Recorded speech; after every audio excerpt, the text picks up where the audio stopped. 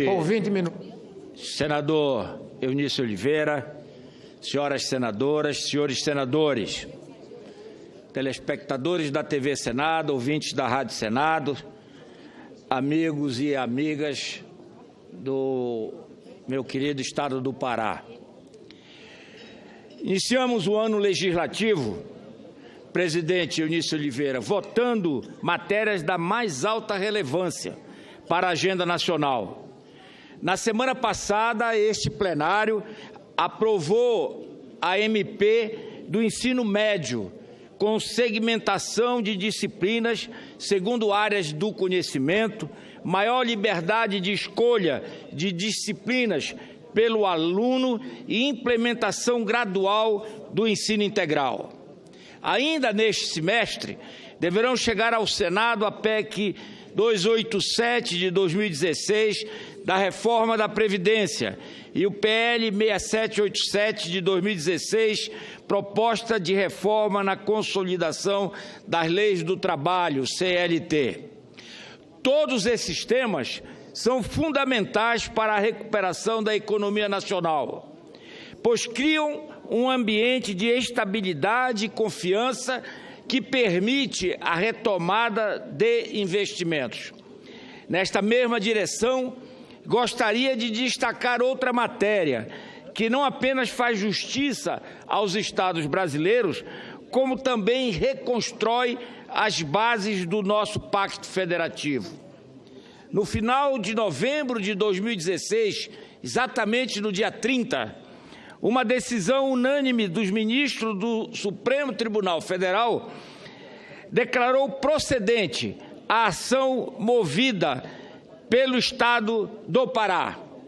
O texto da decisão final do STF declara que, aspas, o tribunal, por unanimidade e nos termos do voto do relator, ministro Gilmar Mendes, julgou procedente a ação para declarar a mora do Congresso Nacional quanto à edição da lei complementar prevista no artigo 91 do ato das disposições constitucionais transitórias, a DCT, fixando o prazo de 12 meses, que seja sanada a omissão, vencido no ponto o ministro Marco Aurélio.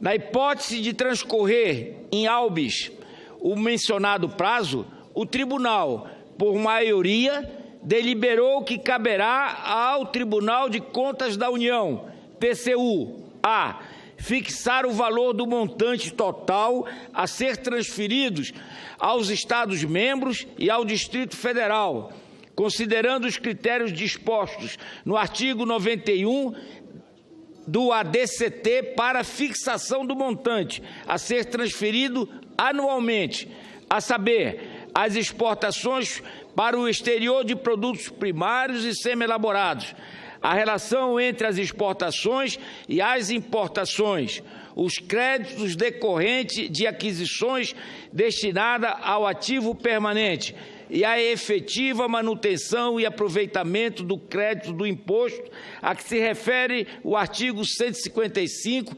parágrafo 2º, inciso 10º, a linha A do texto constitucional. B, calcular o valor das cotas a que cada um deles fará jus, considerando os entendimentos entre os Estados-membros e o Distrito Federal, realizados no âmbito do Conselho Nacional de Política Fazendária, CONFAS, e que se comunique ao Tribunal de Contas da União, ao Ministério da Fazenda, para os fins dispostos no parágrafo 4º, artigo 91 do ADCT, e ao Ministério do Planejamento, Desenvolvimento e Gestão, para a adoção dos procedimentos orçamentários necessários para o cumprimento da presente decisão, notadamente no que se refere à oportuna inclusão dos montes definidos pelo TCU na proposta de lei orçamentária anual da União, vencidos os ministros Marco Aurélio, Teoriza Vasque, Carmen Lúcia, presidente, que, no ponto, não acompanharam o relator. Plenário, 30 de novembro de 2016, fecho aspas. Este foi o voto do parecer do ministro Gilmar Mendes, aprovado no dia 30 de novembro de 2016. A decisão representa uma conquista dos paraenses. Há 13 anos, venho de forma permanente acompanhando embates técnicos e políticos sobre o tema. Atrevo-me a dizer que a primeira reunião do nosso presidente, senador Eunício Oliveira, assim que encerrou a sessão de abertura do ano legislativo no Congresso Nacional, senadora Ana Amélia, foi para tratar dessa pauta. O senador recebeu a mim e ao governador do Pará, Simão Jatene, e ficou de atender nosso pleito de colocar em pauta a regulamentação da Lei Candir. Ao longo de nosso mandato, apresentamos várias proposições tentando resolver a questão. Cito a PEC 58 de 2005, a PEC 37 de 2007 e em 2013 apresentei emenda ao PLS 106 para estabelecer o ressarcimento das perdas. Passado 13 anos e 2 meses, o Congresso ainda não cumpriu sua determinação constitucional. Como julgou o STF, fomos omissos por não definir terminantemente os critérios e regras de compensação aos estados exportadores pelas perdas decorrentes da desoneração das exportações. Ainda em sua decisão, o STF nos impõe prazo para a regulamentação, caso contrário, isso é importante a atenção das senhoras senadoras e dos senhores senadores. Caso contrário, atribui ao Tribunal de Contas da União, TCU, a fixação de regras de repasse e o cálculo das cotas de cada um dos interessados. Apesar de respeitar e reconhecer a capacidade técnica do TCU, tenho plena convicção de que não nos furtaremos a fazer uso da atribuição que é própria do Congresso Nacional. O PLS 281 de 2016, o qual fomos designados no dia 23 de novembro para relatar na Comissão de Assuntos Econômicos, versa sobre o artigo 31 da Lei Candir.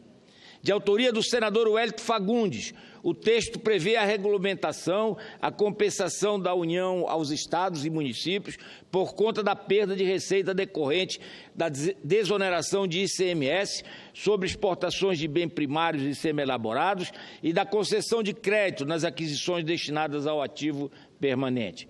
Sobre o referido projeto, gostaria, inclusive, de dizer que apresentaremos relatório assim que as comissões permanentes forem instaladas.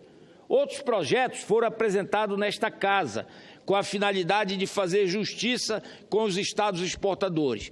Cito o PLS 312 de 2013, do então senador Pedro Simon, que estabelece que a União entregue aos estados e ao Distrito Federal, em parcelas mensais e iguais, o montante equivalente às perdas de receitas decorrentes da desoneração das exportações definidas pela Lei Candir. O substitutivo do então senador Eduardo Suplicy foi aprovado na CAI e está pronto para inclusão na ordem do dia do plenário. Ele, inclusive, estabelece a mesma metodologia utilizada pelo CONFAS no cálculo das perdas de cada estado, considerando o protocolo ICMS 69 de 2008. Quero dizer, portanto, que já existe matéria sobre o tema. É preciso apenas que nós nos aprofundemos nessa discussão para que possamos restabelecer as bases do Pacto Federativo, dando aos entes federados condições para a justa recomposição de suas receitas.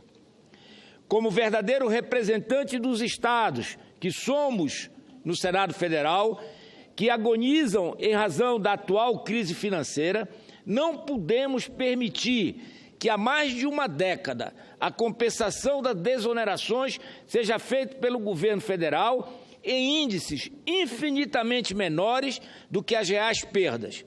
Lembrando, e é bom que fique isso também lembrado a todos, que 25% da compensação se destina aos municípios, que também atravessam sérias dificuldades financeiras. O aporte de recursos decorrentes do auxílio financeiro para fomento das exportações, FEX, é muito inferior ao volume das perdas.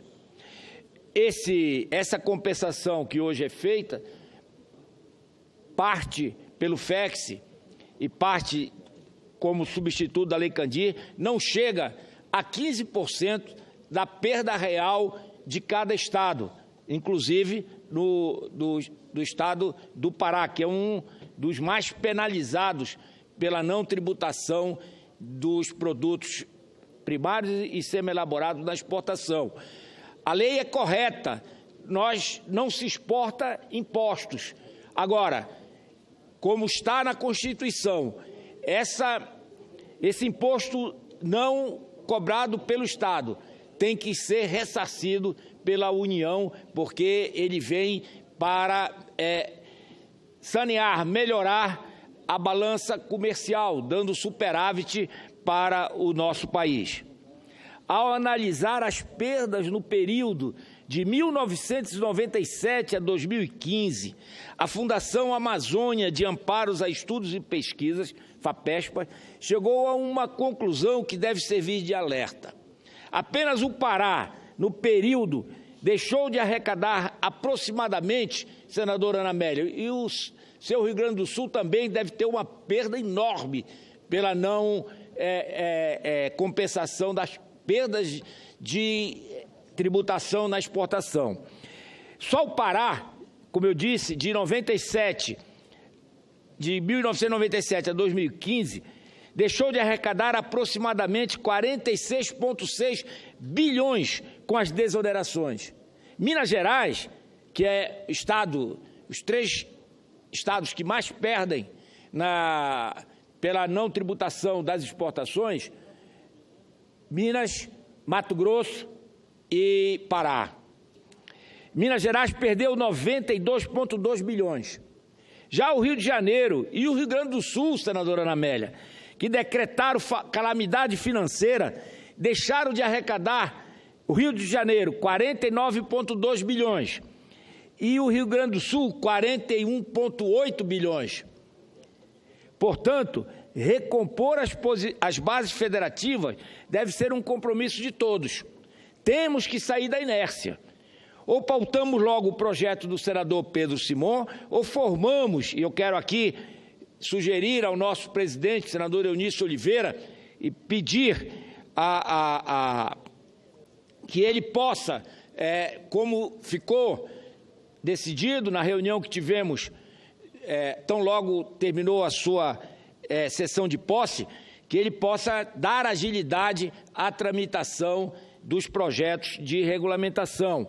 Então, nós pedimos que, ou, como eu disse, possamos pautar o projeto do senador Pedro Simon, que está pronto no plenário, ou que se forme uma comissão especial para elaborar proposta e apresentá-la ao plenário com máxima brevidade, a exemplo do que foi feito com a Agenda Brasil, pacote de medidas analisado pela Comissão Especial do Desenvolvimento Nacional, CEDN.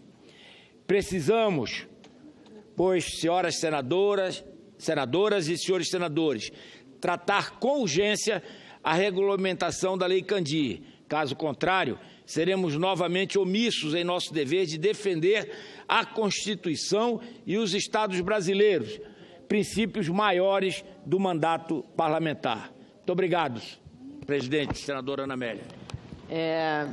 Cumprimento o senador Flecha.